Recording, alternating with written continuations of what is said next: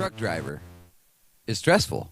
You deal with traffic, customers, dispatchers, other drivers, road construction, issues at home, being away from home, unexpected delays, truck maintenance, and the ever-changing regulations. Those stresses often lead to major fatigue. So how do you deal with those? Let's talk about it. So yeah, trucking is stressful. But what do you do about it? I mean, those things are always there, right? Well, yeah, but there are things that you can do to minimize the stress and the fatigue that you're going to feel while out on the road. Today, we're going to take a look at some of those things. Now, let's look at stress as an overall thing first, because you have to understand that stress in itself isn't always bad. I mean, there are good stresses, good stresses that can motivate you, stresses that give you those higher levels of energy, the increased mental alertness. Okay, those are good stresses. But long-term extreme stress of any kind leads to serious problems like irritability, depression, anxiety, physical health problems even. And, those things aren't good, obviously. So what can we do to manage those stresses, maintain our overall health, and keep our fatigue at a minimal level? Well, here's some basic tips, first of all.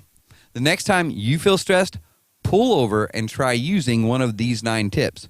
First, deep breathing. That's right. Just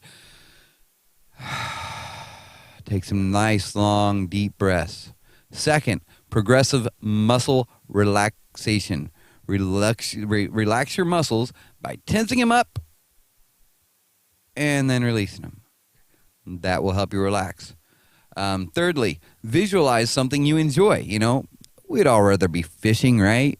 Or in my case, maybe playing the guitar or camping, or I don't know, but we've all got other things that we'd rather be doing. Take time to close your eyes, just visualize those while you're breathing. It helps. Number 4, doing something you enjoy. Okay, actually not think about it, but actually do it. I like to keep a guitar in my truck with me. That way, at the end of the day or even at the beginning of the day, to relax a little bit, I'll just play my guitar for a little bit. Okay? So do something that you enjoy. Maybe you enjoy going for a walk. Go for a walk. Maybe you enjoy crosswords. Do crosswords. Whatever it is that you enjoy, do it. It will help you relax. Meditation is another way. Focus on your breath as you inhale and exhale. Okay?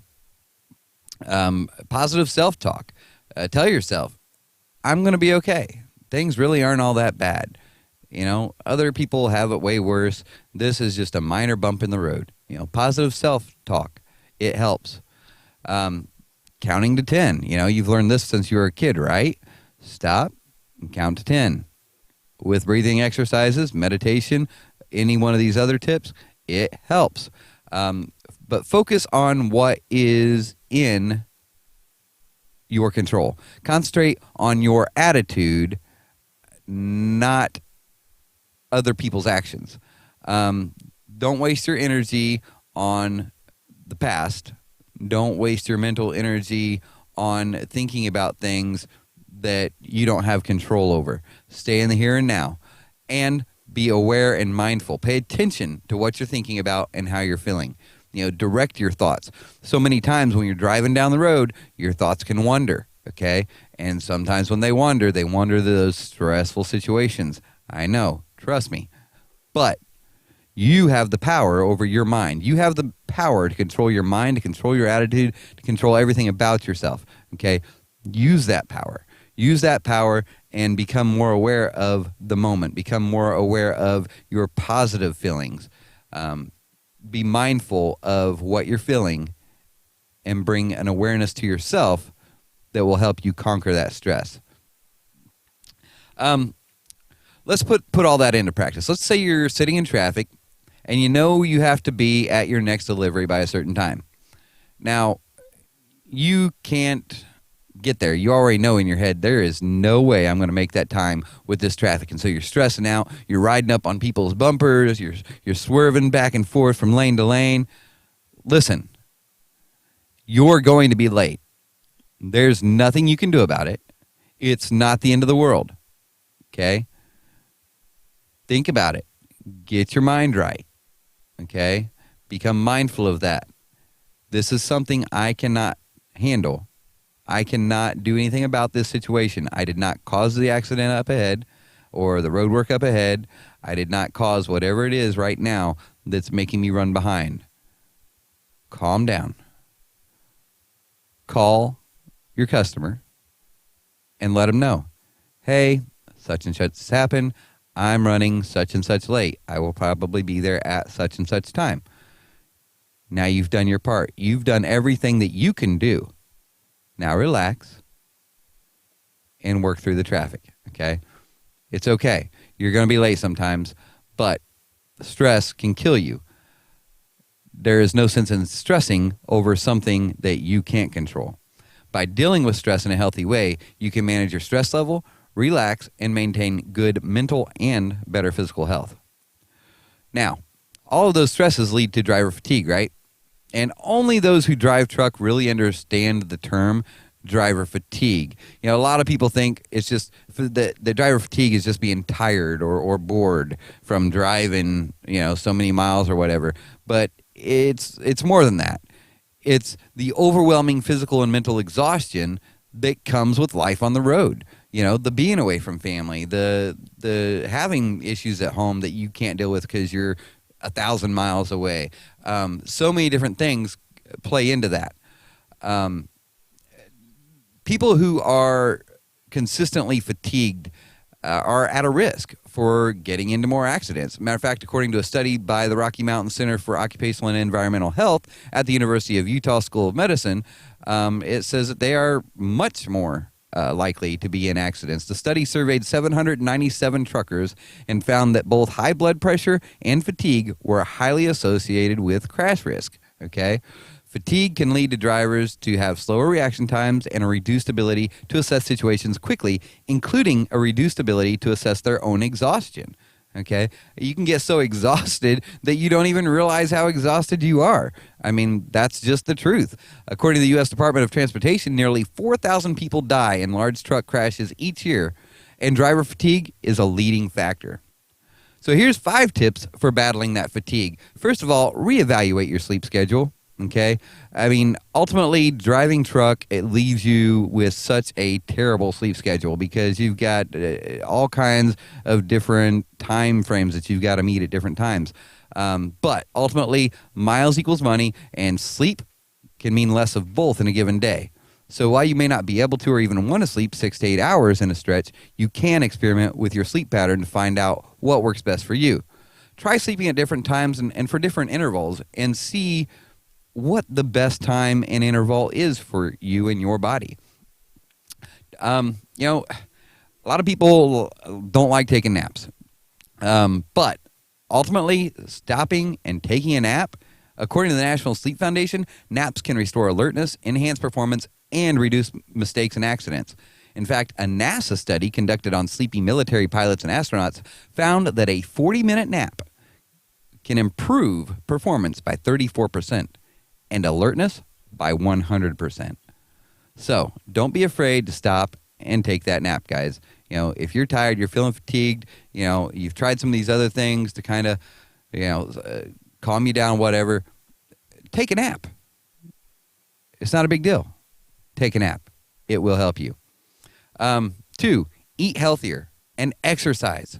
Listen, food is what fuels your body, right? Okay, we all know this. We put food in, it gives our body the fuel that it needs to continue going. But a big problem with us out on the road is that too many times we just reach for what? We reach for potato chips, we reach for chocolate, candies, whatever, you know, something for that quick pick-me-up, right? The problem with that is that your body actually uses energy to digest that food, okay? And ultimately, once that food's digested, it doesn't really give your body any good fuel. You've got a short period of an energy boost from the carbs and the sugars, but after that, what? You get more tired. You're ready to crash, and you've still got a couple hours to go, okay? So, eat healthier. The National Institute of Health recommends going for tuna or chicken sandwich instead of, a fatty burger, or maybe you could grab like an English muffin or a bagel instead of a donut. Okay.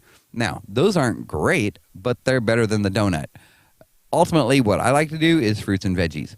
Now, I'm not going to sit here and lie to you. I love chocolate. Okay. I love cakes. I love junk food, guys. I got an issue. I love junk food. It takes me a lot to maintain my weight at 5'10", under 200 pounds, all right? Because I like junk food, but I try to keep it down. But ultimately, the great things are fruits and veggies. You got oranges, bananas, celery sticks are amazing. And if you got some peanut butter, celery sticks with peanut butter, heck yeah, there you go. Some people prefer cheese, whatever. But fruits and vegetables are the best snack you can have. Now, other than how you eat, there are some ways to stay fit through exercising while on the road. There are so many different 24-hour national fitness facilities now, whether it's Anytime Fitness, 24-Hour Fitness, Gold's Gym, LA Fitness, the YMCA. There's a myriad of others that are nationwide now that you can get a monthly plan for. Also, great thing about them is that they've got showers, so you go in, you work out, take your shower, and go to bed. Or first thing in the morning, you get up, go in. A lot of these places are in locations, in shopping places where you can actually park overnight. Get up in the morning, go in, do your workout, take your shower, start your day. Great way to start your day. Many terminals now, if you're with a large company, chances are good that most of your terminals probably have some kind of workout facility, even if that's just a simple treadmill. If walking is great for you, and if you're out walking, you want to go take a walk, that's great. If it's stormy out, whatnot, be thankful that your company has thought to put that treadmill in there where you can go in and you can do your walking and actually have some kind of, what's the term I'm looking for here? You'll have that resistance as you're walking on that treadmill, okay? So it really helps keep that blood pressure up. Okay, which is what you want. You want to bring up that blood pressure, and that's how you're going to burn calories, bad calories. That's how you're going to keep that blood flowing and really help build your body. Another thing that you can do is keep small weights and or resistance bands in your truck. I like resistance bands. As a matter of fact, I always keep resistance bands in my truck. I'm going to link right here. I'm going to put a link right here. Picture. Here's the picture. Link's going to be down below. Okay. I will put a link down below to some resistance bands that I like. I'm selling them in my store. Just an FYI.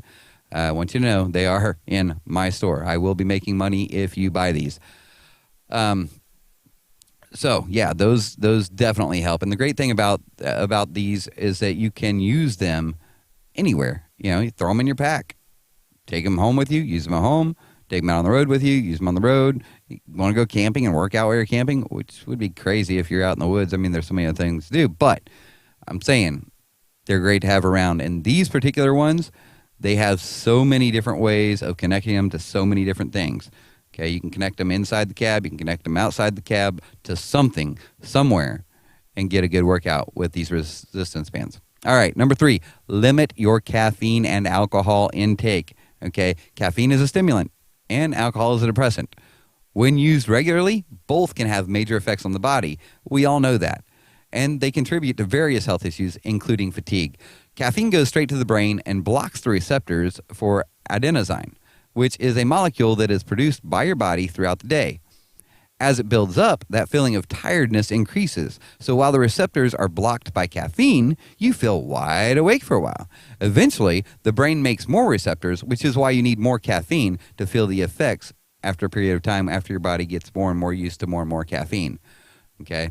According to the U.S. Food and Drug Administration, caffeine also increases the amount of adrenaline released into your body, which can increase your blood pressure and cause headaches, dizziness, or nervousness. Of course, alcohol affects the brain by altering its levels of neurotransmitters, the chemical messengers that transmit signals throughout the body. Now, these neurotransmitters control thought processes, behavior, and emotion. It also affects The medulla, the area of the brain right in the middle of the brain that handles automatic functions like breathing, consciousness, body temperature, and that kind of thing. So when alcohol interferes with the medulla, it causes sleepiness. And that's why you end up with a hangover the next day. You know what I'm talking about. You drink at night. The next day, you just kind of feel drowsy all day. Well, this is why, okay? It's affected your medulla. And it takes a while for that effect to go away. So this is why you don't drink and drive. And this is why you don't drink the night before you get a long trip. All right, number 4, stay hydrated, okay? What can you drink? Drink water. Dehydration can lead to drowsiness, headaches, and muscle cramps. You have enough to worry about on the road without all those, so stay hydrated. An important thing to remember is that water doesn't just quench your thirst. According to the Centers for Disease Control and Prevention, drinking water can help regulate your body temperature, lubricate and cushion joints, and protect your spinal cord and other sensitive tissues, all of which contribute to your overall health and combating fatigue. Number 5, pay attention to your environment, okay? Your truck is where you spend a huge majority of your time. So make sure it isn't contributing to your fatigue, okay? The bouncing, jarring that you go through the day, looking through the windshield, bright lights, dark, whatever. All those things contribute to that. So here are some things that you can do inside your environment to minimize that. First of all, does your seat support you properly? If you have a raggedy old seat that isn't supporting you properly, that can, in fact, it will contribute to your fatigue. Are the dash light levels appropriate? Are your dash lights so bright that at night you have to squint to see anything outside in the dark? If so, turn those dash light levels down, okay? They don't need to be that bright, okay? Windows, are they clean and glare-free? That's important. A lot of us drivers are smokers, and that causes a film buildup on those windows inside that truck really fast. And you know what that film does? It causes a glare from oncoming traffic, from street lights and the like. It causes fatigue. So keep those windows clean. Combating fatigue can go a long way toward not only improving your day-to-day driving experience, but your overall health. So these are just some general tips, and they're not intended as medical advice. So please consult with your physician for ways to improve your OTR lifestyle. Again, I'm not a doctor, so take all of my advice here as with a grain of salt. Take it as someone who experiences it, has experienced it for many years. These things are real, and they can be deadly, okay? Stress is a killer. Fatigue is also a killer. So let's manage them. Let's kill them where we can and keep ourselves alive by properly managing our stress and our fatigue. While you're out there on the road this week, make sure you keep that shiny side up, keep that greasy side down, and we'll catch you on the flip-flop.